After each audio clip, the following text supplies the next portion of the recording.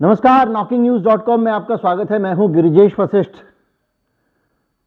भारत के कानून मंत्री किरण रिजिजू फिर उन्होंने एक बयान दे दिया है। उस बयान के साथ ही भारत में एक नई बहस खड़ी हो गई है और बार बार जो हमले हो रहे हैं न्यायपालिका पे, ये उन हमलों का एक एक्सटेंशन है, एक और कदम है उस दिशा में। बहुत सारे लोग ये मानते हैं कि सरकार के ये हमले गलत हैं, मैं भी मानता हूं, लेकिन इसका एक दूसरा पहलू भी है। अगर आप निष्पक्ष होकर देश की न्याय व्यवस्था के बारे में, देश के लोगों के बारे में और लोकतंत्र के बारे में सोचेंगे तो आपको बहुत सारी चीजें इसमें समझने को मिलेंगी। और ये मामला नोटबंदी से भी जुड़ा है, नोटबंदी के सुप्रीम कोर्ट के फैसले से नहीं। नोटबंदी का मामला और ये मामला एक जैसे कैसे हैं, ये भी समझेंगे।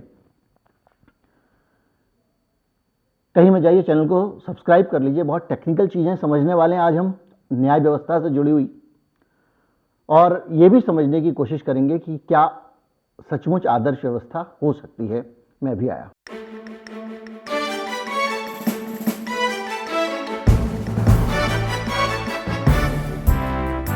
खींचतान चल रही है केंद्र सरकार के साथ में, ये सही है।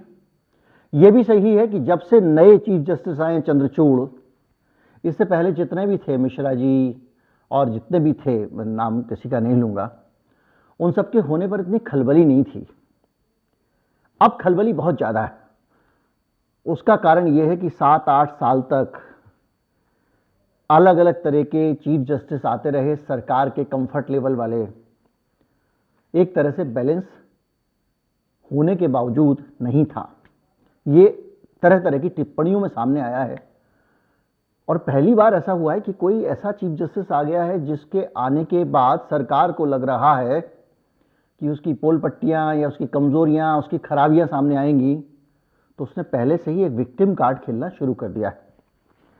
विक्टिम कार्ड कैसा? जैसे कि हमारे आपके जैसे लोगों से कह दिया जाता है कि आप मोदी विरोधी हैं। यह भी एक तरह का विक्टिम कार्ड है। यानी जब भी आप कुछ कहेंगे, सही कहेंगे, गलत कहेंगे, उसकी उस क्वालिफिकेशन को नहीं देखा जाएगा कि ये आदमी जो बोल रहा है ये बात सही है या ये बात गलत है। उसको देखे बगैर अगर आप उसको खारिज कर दें तो इसके लिए बढ़िया ये भाई ये तो मोदी विरोधी है, यानी इसको सुनो ही नहीं, ये कितनी भी सही बात कह रहा हो। वो सामने कुछ चुरा के भाग रहा है, अरे इसकी तो उससे दुश्मनी है, वो भागेगा तो ये इसीलिए उसके पीछे पड़ा रहता है जी, वो कुछ नहीं चुरा रहा होगा क्योंकि ये बोल रहा है। ये एक खास मानसिकता है और इसके जरिए ही तरह तरह से इस देश में एक खास तरह की पॉलिटिकल आइडियोलॉजी ने अपने आप को इम्यून कर लिया है।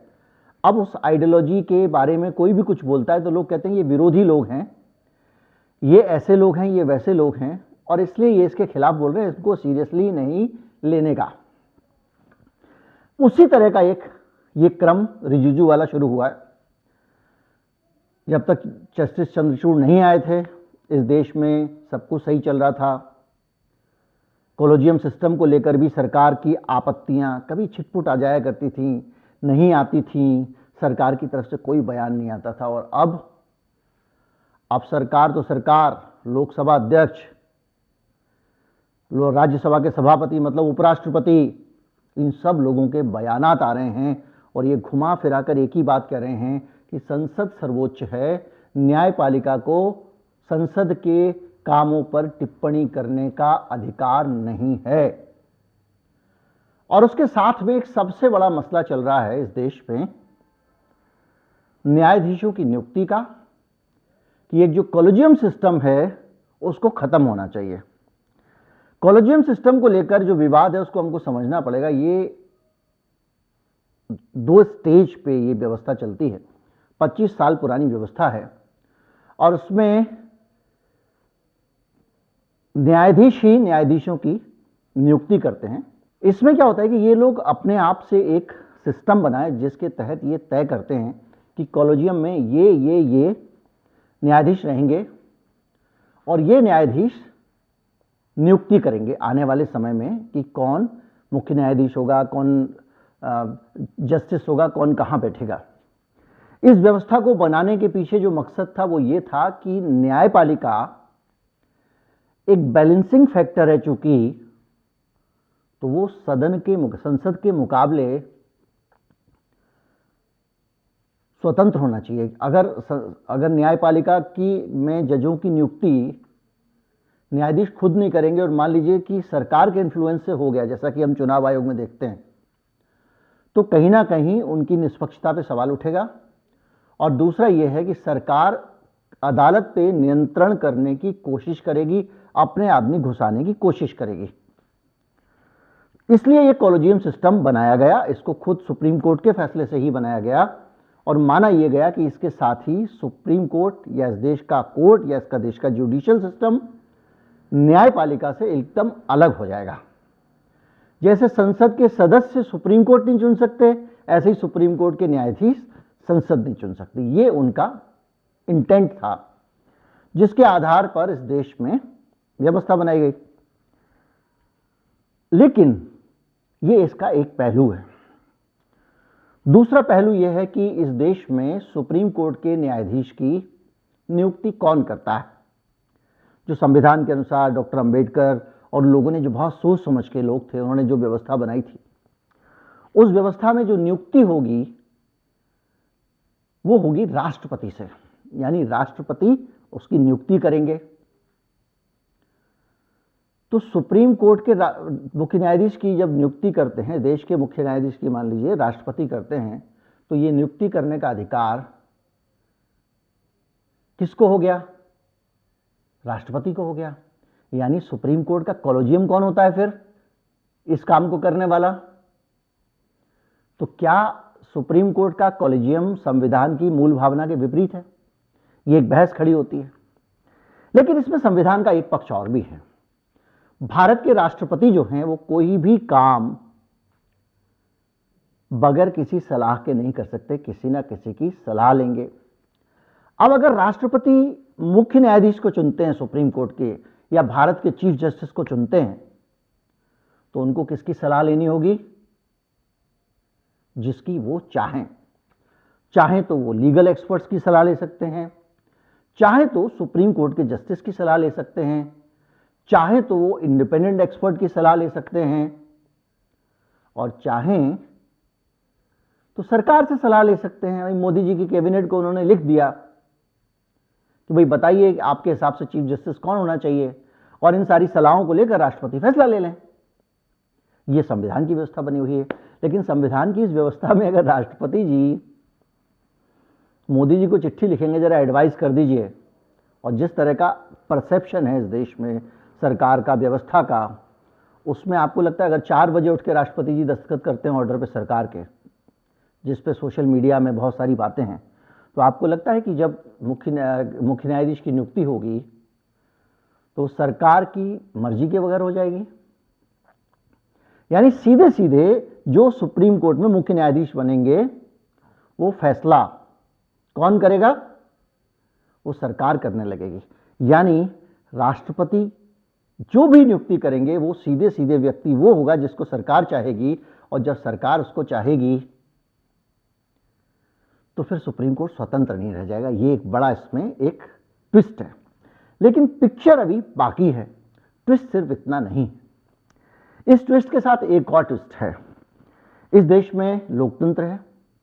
मूल भावना यह है कि सर्वोच्च कौन है? तो भारत की जनता है, हम भारत के नागरिक, हमारा संविधान यही कहता है।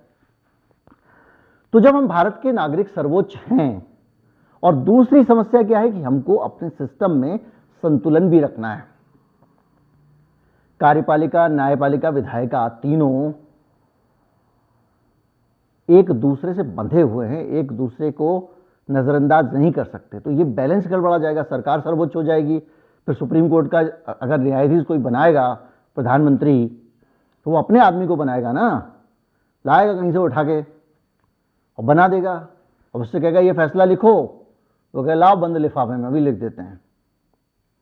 बावजूद इसके नोटबंदी का फैसला, दूसरे फैसलों पे बहुत सारा उन फैसलों की मेरिट पे सवाल उठ रहे हैं।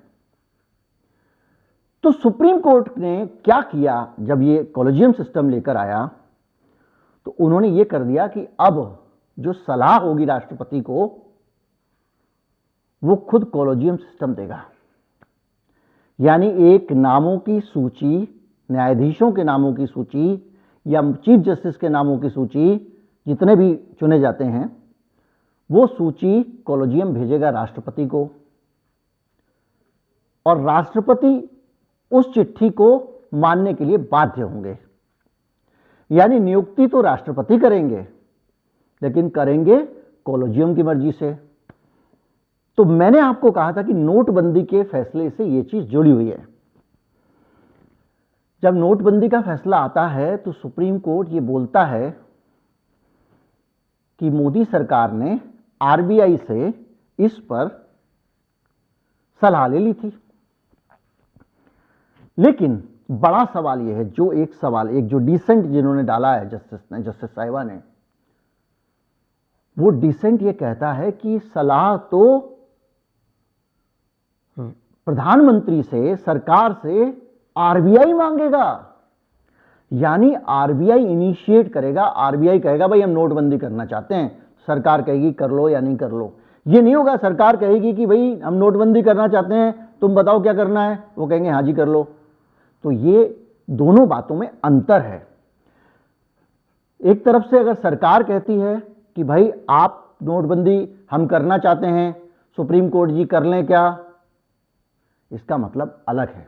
और चूंकि अधिकार इस देश के संविधान में नोटबंदी करने का किसको है, आरबीआई को है, तो इनिशिएट होगा आरबीआई के पास से। यानी आरबीआई को ही यह अधिकार है कि वो कुछ खास तरह के नोट बंद करने का फैसला ले सकती है, और उस फैसले के लिए उसको सरकार से बात करनी पड़ेगी और सरकार को संसद से बात करनी पड़ेगी।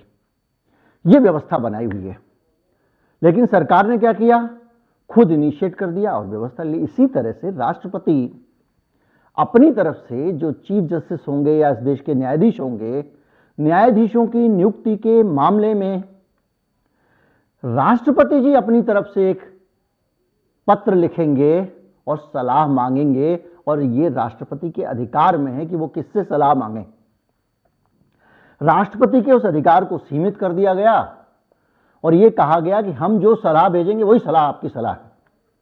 तो अगर संविधान के हिसाब से देखें तो इस राष्ट्रपति की जो इस देश के पावर थी, या राष्ट्रपति का जो रूट था, उसको खत्म कर दिया गया।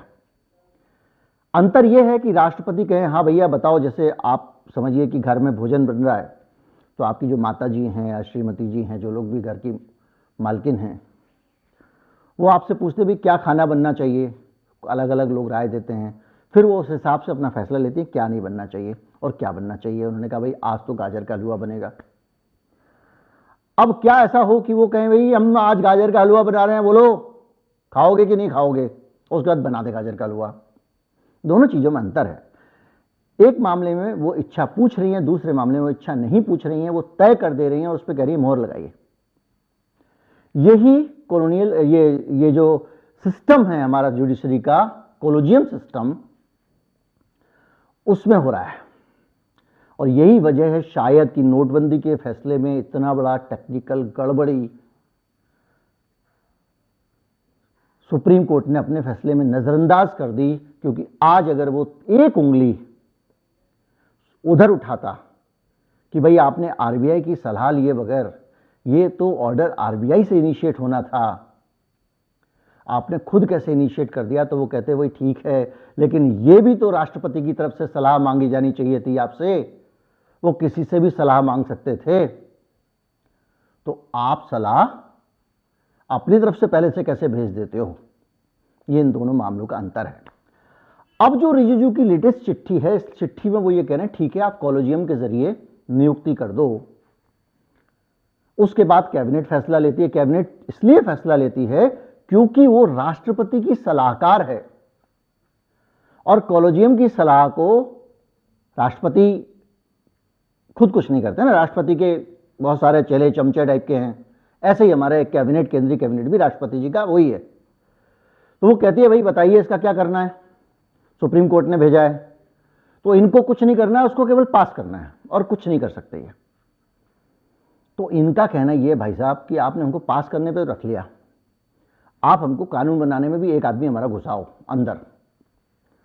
अब आगे सुप्रीम कोर्ट इस पर कैसे रिएक्ट करता है ये एक अलग मसला है, लेकिन इतना पक्का मान के चलिए कि ये तो इसका एक टेक्निकल एस्पेक्ट हुआ। इसका जो पॉलिटिकल एस्पेक्ट है, इसका जो राजनीतिक पहलू है, वो यही है कि जो सरकार है केंद्र की, उसको इस कॉलेजियम और सबसे ज़्यादा मतलब इस बात से है कि जस्टिस चंद्रचूड़ के टाइम में सुप्रीम कोर्ट जैसे इंडिपेंडेंटली फंक्शन कर रहा है, जैसे मुकदमों का जल्दी निपटारा किया जा रहा है, इस अवस्था के बीच में ऐसा न हो कि हमको सुप्रीम कोर्ट किसी फैसले में नाप दे, और अगर वो नापेगा तो बचने का कोई जुगाड़ होना चाहिए, और वो ही जुगाड़ ये बयानात हैं, ये माहौल है जो लगातार बनाया जा रहा है, ताकि सुप्रीम कोर्ट को भी संदेह के घेरे में एडवांस में खड़ा कर दिया जाए। मतलब रवीश कुमार को अगर आपने, या मान लीजिए मुझे ही मान लीजिए, किसी को भी मान लीजिए, पहले से कह दिया कि ये बोलेगा तो मोदी जी के खिलाफ बोलेगा, तो उसके बाद वो कुछ भी बोलेगा तो ये माना जाएगा इनका तो काम ही मोदी जी के खिलाफ बोलना है। वो बैग लेके भाग रहा होगा, सामने वाला बोलेगा देखो बैग लेके वाला, बोले तेरा कोई कातूत ऐसे बोलता रहता है, भाग जाएगा, चेक नहीं करेगा। वही स्थिति, ये एक खास तरह का पॉलिटिकल तरीका होता है जिस देश में अलग अलग समयों पर अपनाया जाता रहा है। इस सरकार में इसको बहुत बढ़िया से लोग इस्तेमाल कर रहे हैं। और अब अगर मैं आपको बैकग्राउंड में ले जाना चाहूँ किस तरह से लगातार घेरा जा रहा है, नवंबर में किरण रिजिजू ने बाकायदा ये कहा कि ये एलियन सिस्टम है, ट्रांसपेरेंट सिस्टम नहीं है कॉलेजियम सिस्टम।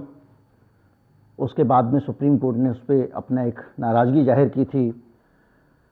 इसके अलावा और बहुत सारे मामलों में कि सरकार फाइलों पर बैठी हुई है, ये कहा था सुप्रीम कोर्ट ने आप पास ही नहीं कर रहे हैं, हमने कॉलेजियम में पास करके भेज दिए हैं। उसमें भी उन्होंने कहा कि नहीं, सरकार ये नहीं कह सकती है। इसी तरह से नवंबर में बहुत विवाद हुए हैं कि उन्होंने ये भी कहा कॉलेजियम ने कि हमारा जो हम नाम भेज रहे हैं उसको रोक के रखना हमको स्वीकार्य नहीं है। और उसके जवाब में साथ में ये भी कहा चीफ जस्टिस ने कहा, वाई चंद्रचूड़ ने, कि संवैधानिक लोकतंत्र जो है इसमें कोई भी संस्था परफेक्ट नहीं है। 19-20 हो सकता है, लेकिन इसका मतलब ये नहीं है कि आप सुप्रीम कोर्ट पे ही सवाल उठा दें। 22 में सुप्रीम कोर्ट ने कहा कि न्यायाधीशों की नियुक्ति कॉलेजियम सिस्टम इस देश का कानून है और इसके खिलाफ टिप्पणी करना ठीक नहीं है। यह भी एक संदेश था, लेकिन सरकार मानने को तैयार नहीं है और ये बाध्यकारी है कॉलेजियम सिस्टम। इसके उलट रिजिजू ने फिर 7 सितंबर 22 को, आपको पता है मैंने वीडियो भी बनाया था, जगदीश धनखड़ जो हैं वो राज्यसभा के सभापति, उपराष्ट्रपति देश के, उन्होंने भी अपने इस बात पे नाराज़गी जताई थी और हमारे स्पीकर भी नाराज़गी जता चुके हैं। और इस पूरे के पूरे घटनाक्रम के बीच में आप एक चीज़ को मानकर चलिए कि ये जो कुछ हो रहा है इसको अगर आप प्रैक्टिकल तरीके से देखें, तकनीकी चीज़ों को सबको एक तरफ रख दें, डॉक्टर अंबेडकर जो चाहते रहे होंगे राष्ट्रपति का सलाहकार किसको होना चाहिए, इसको अगर रख दें, तो आज जो प्रैक्टिकल चीज़ दिख रही है, सारे इंस्टीट्यूशंस को साम दाम दंड और भेद से कदमों में झुकाया जा रहा है। ऐसे में लगता है कि ये कॉलेजियम सिस्टम ही ठीक है भैया, क्योंकि अगर न्यायाधीशों की लिस्ट इनके यहाँ से जाने लग गई तो पता नहीं क्या बन जाएगा देश। तो ये चीज़ भी एक ऐसी चीज़ है, और जो मूल भावना है संविधान की, जो संविधान की बेसिक स्पिरिट है, संविधान के अंदर की जो स्पिरिट है, उसकी जो प्रस्तावना है, वो जो रिफ्लेक्ट करती है, जो कहती है, वो कहती है कि इस देश में न्यायपालिका, कार्यपालिका और विधायिका के बीच में संतुलन होना चाहिए। और अगर संतुलन बना के रखना है तो ऐसी प्रक्रिया ही रखनी पड़ेगी जिसमें न्यायपालिका इंडिपेंडेंट हो, स्वतंत्र हो। इस लिहाज से कॉलेजियम सिस्टम का इन सारी चीज़ों के बावजूद देश हित में बने रहना जरूरी है। बावजूद इसके कि वो खुद ही अदालतें अपने जज तय कर रही हैं, कोई बात नहीं, तब भी शक्ति एक जगह पे नहीं है, 2 जगह पे है। तीसरी जगह जो देश की हमारी ब्यूरोक्रेसी समर्पण ही कर चुकी है। तो अगर सुप्रीम कोर्ट भी सरकार के इस तरह से नियंत्रण में चला जाता है तो स्थिति जो संविधान की मूल भावना है उसके खिलाफ हो जाएगी। इसलिए संविधान के प्रावधान कुछ भी हों, जो संविधान की मूल भावना है वो कहती है कि कॉलेजियम सिस्टम बना रहे, इसी में भलाई है। उम्मीद करता हूँ वीडियो आपको अच्छा लगा होगा। अच्छा लगा हो तो ज़्यादा से ज़्यादा लोगों तक पहुँचाएं। चैनल को सब्सक्राइब कर लें। नमस्कार, जय हिंद।